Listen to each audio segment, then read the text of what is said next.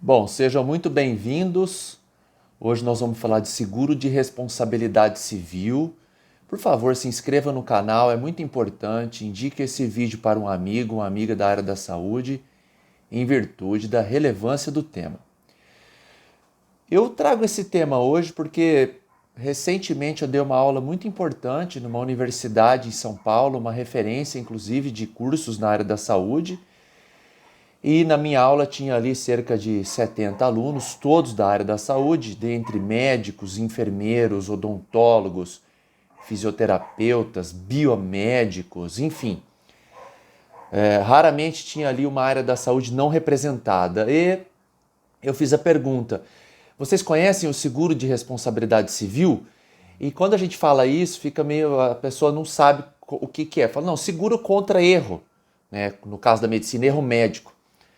Não, a gente não conhece, professor, então por favor explique. Então por isso eu estou trazendo esse vídeo hoje para que isso fique claro, né, para que vocês tenham conhecimento da existência e do funcionamento. Então o seguro de responsabilidade civil, ele visa te proteger de um possível processo contra um erro técnico. Eu vou usar o erro médico como preceito aqui do vídeo, mas é um erro que pode ser de qualquer profissão, tá bom?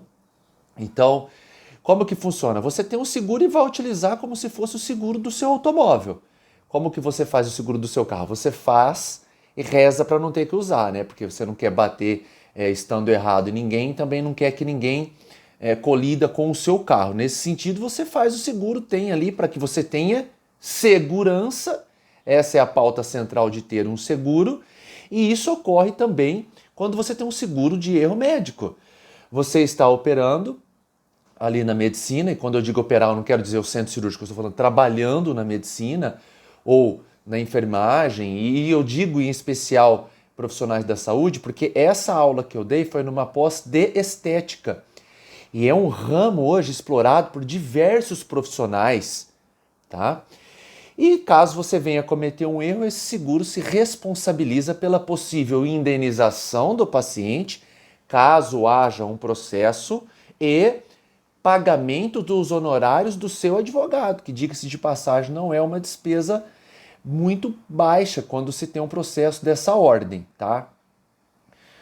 Eu tenho que explicar para vocês que a estética como prestação de serviço, ela não é uma responsabilidade de meio, ela é uma responsabilidade de resultado, ela é uma obrigação de resultado. Significa dizer que se eu vou ao médico, por exemplo, fazer uma cirurgia torácica, ou uma neurológica, ou uma reparadora, enfim, essa obrigação ela é de meio. Eu tenho mais dificuldade para provar a culpa do médico caso haja um erro.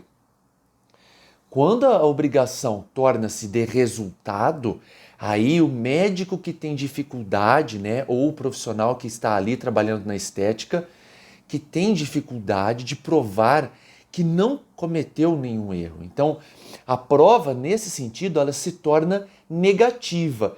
Eu, médico, que tenho que provar que eu tirei a pinta do paciente e que necessariamente ficou uma cicatriz, porque não tem como não ficar. Caso o paciente ache, e isso eu trabalho bem no plano do achismo mesmo, caso o paciente ache que ficou mais feio do que estava, aí sim nós já podemos ter um processo e uma possível indenização.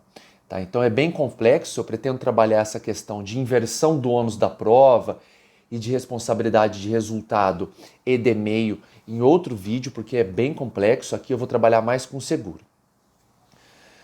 Por exemplo, nos Estados Unidos, que é uma sociedade desenvolvida e que as indenizações em virtude de erro médico, erro técnico, são altíssimas.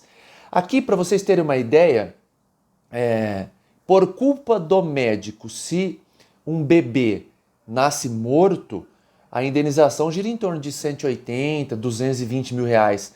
Nos Estados Unidos é 2, 3 milhões de dólares, né?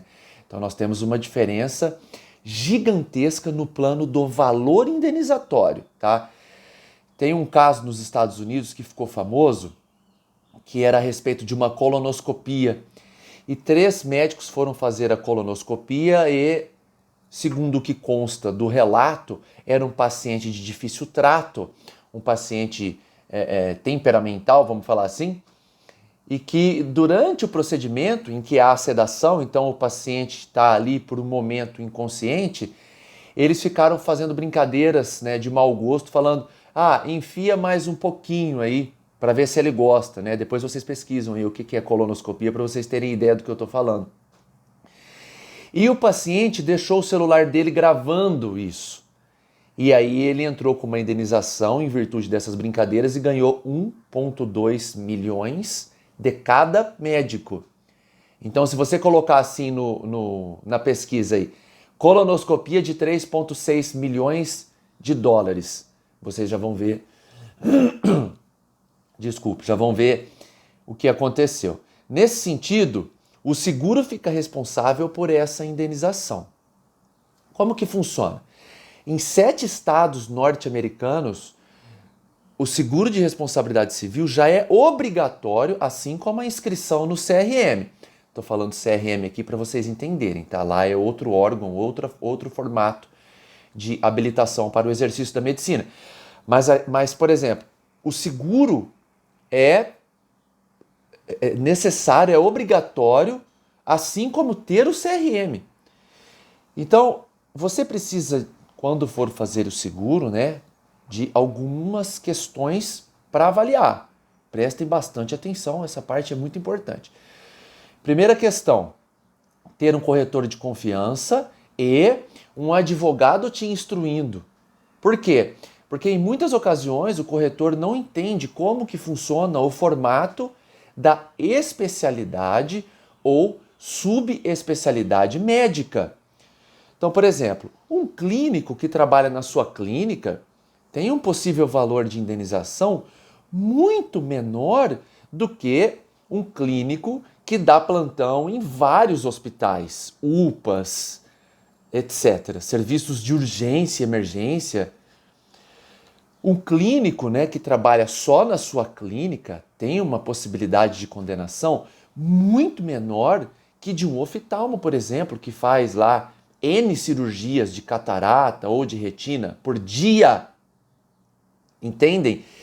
Então o risco, a exposição é uma variável. Outra coisa que é uma variável, a probabilidade de dano. Por exemplo, um reumato, qual a probabilidade de dano que ele causaria em um paciente? Um gastroclínico, um endócrino? E qual a probabilidade de dano de um cirurgião plástico? Entendem a diferença? E aí nós precisamos nos apoiar na jurisprudência para sabermos valores de indenização. E aí só um advogado vai poder te ajudar. Isso é muito importante. Às vezes vai lá um clínico e faz um seguro de uma apólice de 500 mil reais e não é necessário esse valor. Quando na verdade o cirurgião precisava ter aí uma apólice de 1 milhão de reais e às vezes ele vai lá e faz uma de 100 mil. Então isso é muito importante. E algo que é tão importante quanto, não conte para ninguém que você tem esse seguro. Para ninguém mesmo, nem filho, marido, esposa, mãe, pai, é ninguém. Por quê? Se existe alguma coisa que pode aniquilar a relação profissional-paciente, profissional-cliente, médico-paciente, é a ciência de que esse estudo, aliás, de que esse seguro existe. Vou dar um exemplo prático. Eu trato então, faço botox, por exemplo, com a doutora fulana há N anos. E dessa vez eu tinha o casamento da minha filha e a minha sobrancelha aqui ficou torta, né? Ficou assim. E eu fiquei muito satisfeito com isso, eu vou sair nas fotos assim. E eu estou pensando em processá-la. Mas ela foi sempre tão gente boa e sempre teve uma aptidão tão excelente no procedimento, eu acho que eu vou deixar para lá. Mas de repente eu tenho ciência que ela tem seguro e que se eu processá-la, ela não vai ter despesa. Nesse momento há uma aniquilação da relação médico-paciente ou profissional-cliente e aí eu não penso mais nisso. O paciente, ele não pensa nos danos emocionais que serão causados, né? Um processo de erro médico dura, em média, 6 anos. Em média. E o médico vai ter que começar a frequentar fórum, escritórios de advocacia, às vezes o conselho regional, etc, etc e etc. E todo dia que ele põe a cabeça no travesseiro, ele vai lembrar que esse processo existe. Então nós não estamos mais falando de dinheiro, nós estamos falando de paz ou a perda dela, ok? Então tome cuidado, o seguro de responsabilidade civil é algo essencial? Creio que sim, oriento os meus clientes a fazerem, mas respeitando as premissas necessárias, ok? Isso é importante. Então eu fico por aqui, caso tenham dúvidas, fiquem à vontade para escrever aí nos comentários. Termino de novo pedindo para que se inscrevam, né? Nós temos uma média de visualizações maior de não inscritos do que de inscritos, e indicando esse vídeo a um colega, já que a necessidade e premência do tema é tão relevante. Um abraço, até mais.